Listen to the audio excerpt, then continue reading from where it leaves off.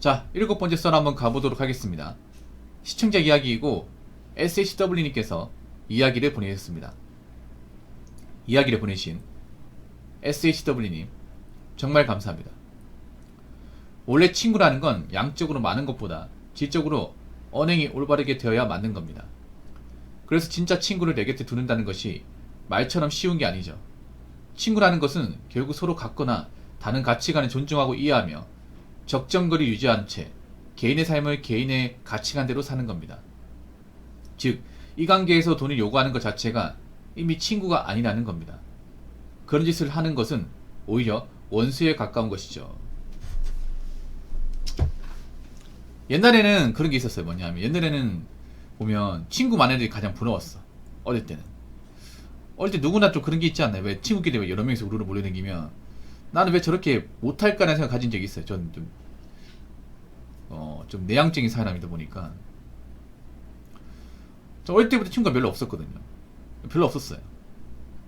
제가 오락실을 많이 다녔던 이유가 별로 같이 할 사람이 없어가지고 오락실 많이 다녔어. 오락기는 혼자 해야 되니까. 예. 아니면 오락실 다니면서 친구를 만들기도 했었어요. 제가 남들보다 게임 잘하다 보니까 게임 가기 달라 해가지고 가기 주고 그렇게 하면서 친해지는 사람이 있어요. 근데 제가 같은 반에서 친했던 애는 별로 없어. 나 아직도 기억나. 그래서 어릴 때는 친구 많았던 사람들이 굉장히 부러워했었습니다. 지금은 그런 게 없어요. 지금. 왜냐하면 나이 먹어보니까 이 친구라는 게 막 그렇게 막 엄청나게 큰 힘이 된다는 것을 못 느끼기 때문에. 그리고 주변 사람 보더라도 뭐 친구를 통해서 덕을 보는 것보다 친구를 통해서 오히려 좀 안 좋은 경험하시는 분들이 좀 생기고, 그리고 그 많았던 친구들도 나이 먹으니까 다 떨어져 나가더라고요. 보니까 그런 분들 많더라고. 저는 참 신기하게도 예전에는 안 했던 관계를 계속 유지하고 있습니다. 지금도 유지하고 있어요. 그럼 왜 유지하고 있을까 생각해보면 간단합니다. 상대방한테 별다른 기대를 안 했습니다. 지금도 연락하는 친구가 있긴 한데 바빠서 못 만나거든요. 연락을 합니다. 공무원 친구가 있긴 한데 그 친구는 어릴 때부터 한 동네 같이 살았어요. 지금 멀리 떨어져 있는데 결혼했고. 근데 그 친구가 연락을 합니다. 근데 난 그 친구가 딱히 도움받은 게 없어요. 그 친구도 나한테 도움받은 게 없습니다. 오히려 그렇기 때문에 오래 만나는 것 같아. 그 친구도 가정환경 안 좋았거든요. 저도 안 좋았고. 그 친구는 좀 열심히 살았어요. 열심히 살아가지고 좀 나름 이제 앞가림 잘하는 친구입니다. 남한테 해코지는 절대 안 합니다. 천성이 착해가지고 서로한테 뭔가 짐을 씌운다거나 부담을 줬던 적이 한 번도 없어요. 그 친구하고는 여태까지. 저도 마찬가지고 그 친구도 마찬가지고 서로 이야기 들어주고 뭐 고민 들어주고 딱 그 정도까지. 근데 그렇게 하니까 오래 가더라고요. 그러니까 왜 오래 갈까 생각해보면 일단 중요한 게 서로한테 뭔가 큰 부담을 주지 않는 거. 금전적으로. 네. 그리고 두 번째는 어떤 환경이 비슷한 거. 친구 사이도 너무 격차가 심하게 벌어지면 유지되기가 힘들어요. 예를 들어 이런 거지. 나는 공부 정말 못하는데 그 친구 공부 잘해. 그럼 그 관계에 오래 못 가더라고요. 이거 많이 공감하실 거예요. 예를 들어서 한 학교 다녔어요. 한 학교 다니면 보통 중학교, 고등학교 때는 공부를 잘하든 못하든 서로 게임 좋아하고 가면 어울릴 수 있습니다. 여러분 그렇잖아요, 여러분. 중학교 때까지는 그래도 반에서 1등하고 꼴등하고 내가 게임 좋아하고 우리 때는 스타 좋아하면 꼴등이든 1등이든 같이 올렸거든. 같이 스타자고. 팀플 멤버도 있었어. 네. 제가 그나마 친구 사기 좋았던 게 스타를 좀 잘하다 보니까 스타 잘하면 막 물어보는 사람도 있거든요. 컨트롤 어떻게 하냐, 빌드가 뭐냐, 종족이 뭐냐, 레드 어느 서버 가냐, 이런 거 물어본단 말이에요.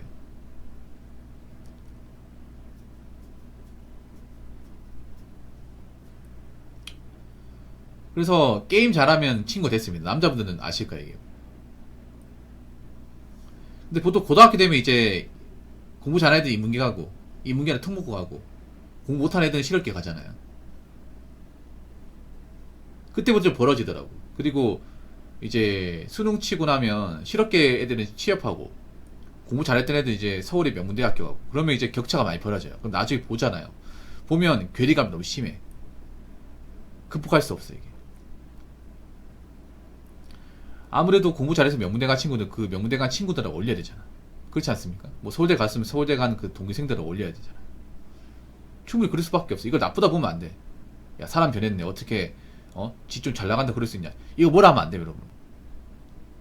어떤 환경이나 어떤 그런 사회적인 어떤 그런 바운더리 변하면 변한다는 것을 받아들여야 됩니다. 예전 마음 가지고 그런 이제 명문대나 그런 환경에 적응할 수 없어요 여러분. 사람 변해야 돼. 보통 서울대 가면 이제 지방에 왔던 분들이 뭐 하는지 아세요? 말투를 고칩니다. 사투리 고쳐요 진짜. 그것부터 먼저 합니다. 왜냐? 그 지역색을 빼기 위해서. 빼지 않으면 학교생활 적응이 힘들거든요. 그래서 이제 지방에 있다가 공부 잘해서 서울 쪽으로 대학 가신 분들은 사투리부터 고쳐요. 그래서 서울에 이제 대학교 입학하기 전부터 사투리 이제 고치고 서울만 연습하죠. 다 이유가 있는 거야 그게. 서울 사람 되고 싶어서 그런 것보다는 내가 서울에 가가지고 그 서울의 학생들하고 서울의 문화하고 좀 어울려야 되잖아 여러분. 그런데 내가 그 지역색 타게 되면 안 좋아하는 사람도 많단 말이야 이게.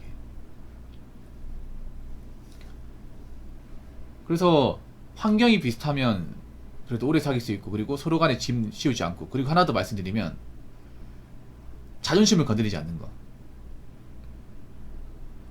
상대방의 아킬레스건을 건드리지 않는 게 정말 중요합니다. 보통 나이 먹어 깨진 이유가 뭐냐면요, 너무 잘 알고 있어서 그래요.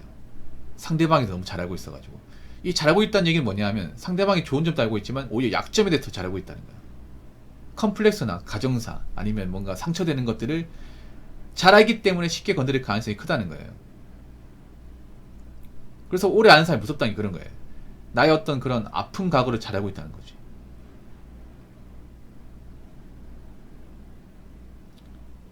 이게 오히려 나이 먹으면 부담스러워요. 이게 무슨 말인가 하면, 예를 들어 어릴 때 막 내가 있잖아요, 뭐 바지 오줌 쌌어, 아니면 어릴 때 뭐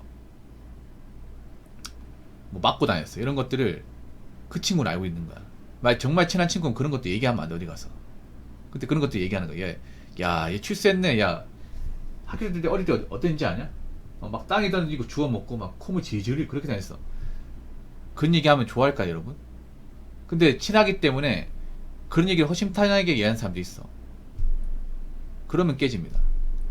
장단컨대. 친할수록 덮어줄 줄 알아야 돼요 여러분.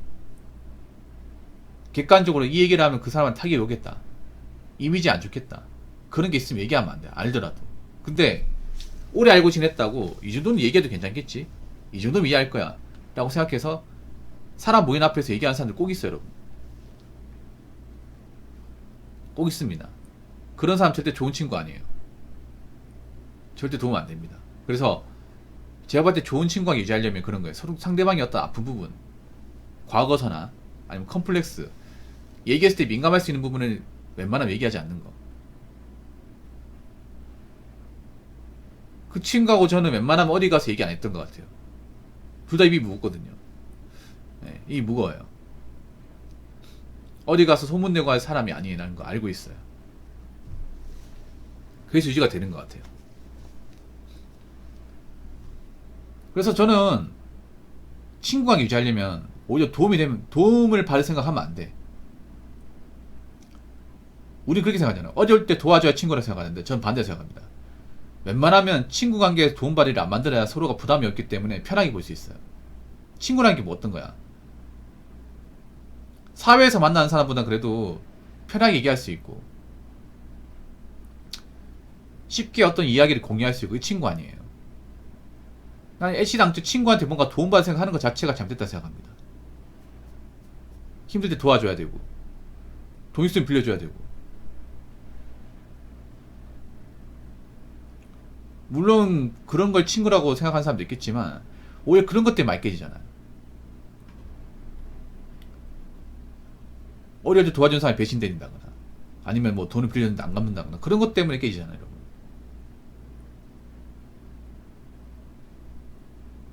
저는 그렇게 생각해요. 서로한테 뭔가 있잖아요, 짐은 안 씌워야, 그래야 보더라도 나중에 보더라도 웃으며 볼 수 있는 거 아니에요? 자꾸 나한테 뭔가 신세 지는데 볼 때마다 아, 얘 또 나한테 뭐 해달라고 하겠지. 이 생각 때문에 보겠냐고요.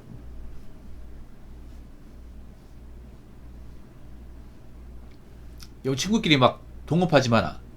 같이 살지 말라고 하잖아. 그 왜 그런지 아세요? 친구끼리는 정확하게 5대5가 안 돼요. 아무리 친관계를 하더라도 어떤 일인가 5대5가 안 됩니다. 우리가 공적인 자리에서는 5대5를 맞출 수 있거든요.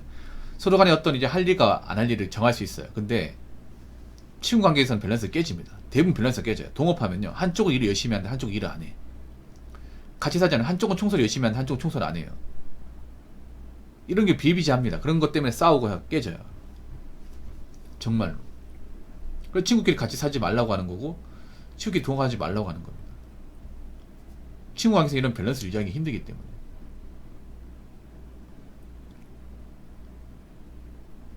그래서 뭐 사람마다 친구를 정의하는 기준이 다 다를 수 있겠지만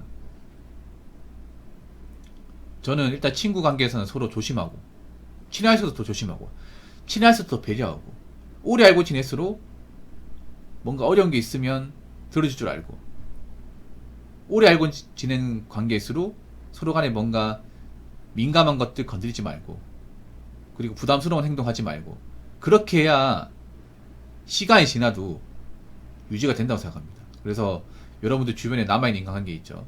그분들한테 서로 누가 된 행동하지 마시고 지금 남아있는 관계라도 잘 유지하시기 바라겠습니다. 부탁 같은 거 하지 말고요. 무슨 말인지 아시겠죠? 자, 이상으로 7번째 썰 마치도록 하겠습니다.